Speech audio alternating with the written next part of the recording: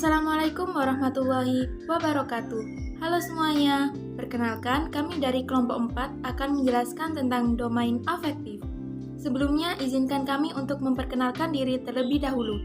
Perkenalkan, saya Faradiba, NIM 20030204005. Dan ketiga rekan saya yang lainnya, yaitu yang pertama ada Nur Mutia Farida, NIM 20030204010, Syarifah Miftahila Asyauki, NIM 20030204016, dan Dewi Komalasari, NIM 20030204034. Apa sih domain afektif itu?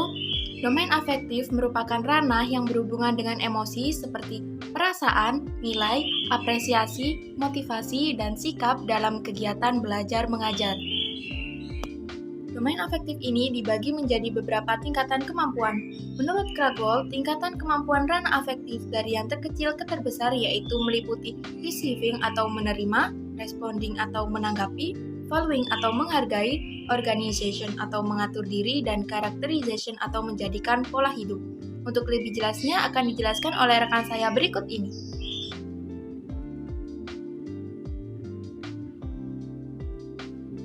Nah, berikut merupakan tingkatan kemampuan ranah afektif menurut Carroll. Di sini Carroll menjelaskan bahwa ada 5 tingkatan, di mana tingkatan yang pertama adalah receiving or attending, yakni penerimaan. Yang kedua adalah responding, yakni tanggapan. Yang ketiga adalah valuing, yakni penghargaan atau penilaian. Yang keempat, organizing, yakni pengelolaan atau pengorganisasian, dan yang terakhir adalah characterization, yakni karakteristik. Tingkat terendah dari penilaian afektif yakni adalah penerimaan. Penerimaan apa yang dimaksud? Penerimaan tersebut adalah penerimaan masalah, kesediaan untuk menyadari adanya suatu fenomena, situasi, nilai maupun gejala yang terdapat di lingkungan, dan meyakininya secara pasif. Untuk kata kerja operasional yang biasanya digunakan adalah memilih, mempertanyakan, mengikuti, memberi, menganut, mematuhi, meminati, dan kata kerja operasional yang lain. Untuk contohnya, yakni peserta didik dapat mendengarkan dan juga mengingat informasi yang telah disampaikan oleh gurunya. Tingkatan berikutnya yakni responding atau tanggapan.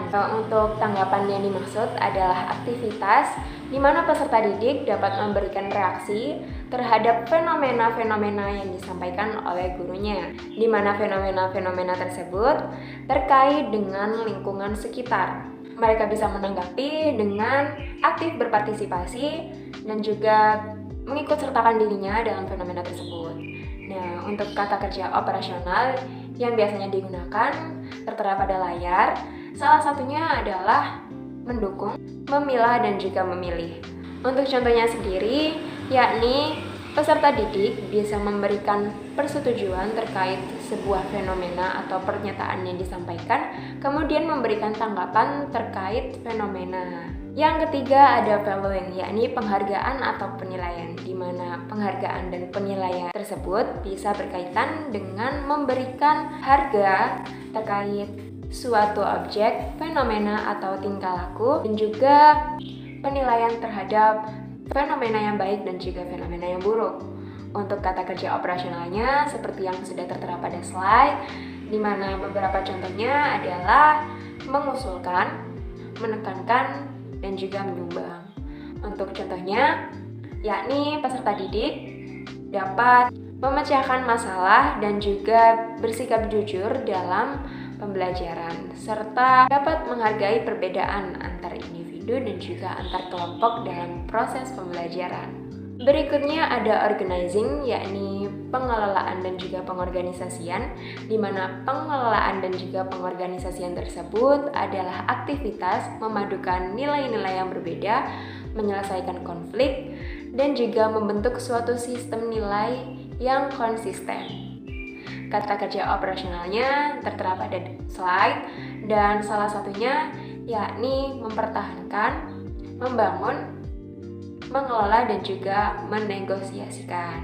Untuk contohnya, peserta didik dapat mengakui adanya keseimbangan antara kebebasan dan juga tanggung jawab, serta dapat mengukur dampak positif atau dampak negatif dari sebuah fenomena. Yang terakhir adalah characterization atau karakteristik, di mana karakteristik yang dimaksud bisa berupa pengendalian tingkah laku dari para peserta didik dan juga keterpaduan antara tingkah laku dan juga kepribadian. Untuk kata kerja operasional yang biasanya digunakan tertera pada layar, dan salah satunya adalah mengkualifikasikan, membuktikan, dan juga memecahkan. Nah, untuk contohnya, peserta didik dapat menunjukkan kemandirian saat proses pembelajaran. Objek yang perlu dinilai ada 4. Yang pertama yaitu sikap terhadap mata pelajaran. Setiap siswa harus memiliki sikap positif terhadap suatu mata pelajaran agar bisa menerima materi pelajaran tersebut dengan baik. Yang kedua, sikap terhadap guru. Semua siswa harus memiliki sikap positif terhadap guru agar bisa menerima materi yang disampaikan guru dengan baik. Yang ketiga, sikap terhadap proses pembelajaran. Setiap siswa harus memiliki sikap positif terhadap semua proses pembelajaran agar menimbulkan motivasi lebih untuk mempelajari lebih dalam tentang materi tersebut. Keempat, sikap yang berkaitan dengan nilai atau norma tertentu yang berhubungan dengan materi pelajaran. Siswa harus memiliki sikap yang berhubungan dengan kompetensi efektif lintas kurikulum yang relevan dengan mata pelajaran tersebut. Selanjutnya yaitu cara penilaian yang terdiri dari 2 cara. Yang pertama cara tes dan yang kedua cara non-tes. Cara tes sendiri contohnya seperti tes bakat, tes IQ, dan tes EQ. Soal-soalnya biasanya dibuat oleh psikolog dan bertujuan untuk mengetahui karakteristik seseorang. Yang kedua yaitu secara non-tes. Bisa dilaksanakan dengan beberapa cara. Yang pertama dengan cara wawancara atau dialog langsung. Yang kedua dengan cara teknik pembagian angket yang harus diisi oleh responden. Yang ketiga yaitu teknik observasi atau pengamatan langsung. Dan yang keempat yaitu laporan pribadi bisa berbentuk seperti esai.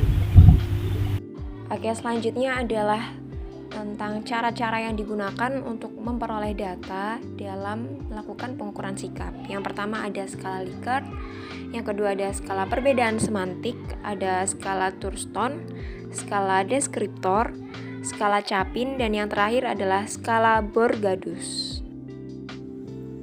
Yang pertama adalah skala Likert.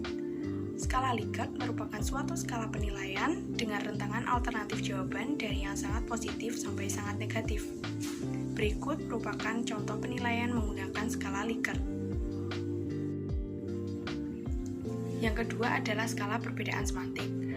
Skala perbedaan semantik adalah skala yang berupa suatu rentangan di antara 2 kata atau ide yang berlawanan. Berikut merupakan contoh penilaian menggunakan skala perbedaan semantik. Yang ketiga adalah skala Thurston. Skala Thurston merupakan skala dengan alternatif jawaban dari sangat baik hingga sangat buruk atau jelek. Berikut merupakan contoh penilaian menggunakan skala Thurston.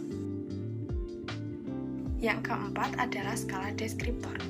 Skala deskriptor merupakan skala yang menunjukkan objek yang diukur pada urutan yang berjenjang, serta kedudukan objek pada jenjang tersebut sesuai dengan deskriptor yang muncul dari masing-masing indikator variabel yang diukur.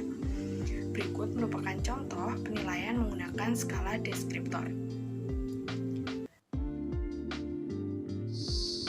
Yang kelima adalah skala Chapin. Skala Chapin adalah skala yang menentukan responden berdasarkan aktivitas yang diikuti. Berikut merupakan contoh penilaian menggunakan skala Chapin. Yang keenam adalah skala Borgadus. Skala Borgadus merupakan skala yang digunakan untuk mengukur sikap seseorang dalam interaksi dengan orang lain. Berikut merupakan contoh penilaian menggunakan skala Borgadus. Nah, penjelasan yang telah kami paparkan diambil dari 2 sumber, yaitu yang pertama, jurnal berjudul Assessment of Affective Domain in Attitude Scale Assessment to Assess Learning Outcomes oleh Saftari, Maya, dan Nurul Fajriyah pada tahun 2019, dan yang kedua, jurnal berjudul Penilaian Afektif dan Pembelajaran Akuntansi oleh Sukamti pada tahun 2011. Demikian yang dapat kami sampaikan, kurang lebihnya mohon maaf. Terima kasih. Wassalamualaikum warahmatullahi wabarakatuh. Sampai jumpa.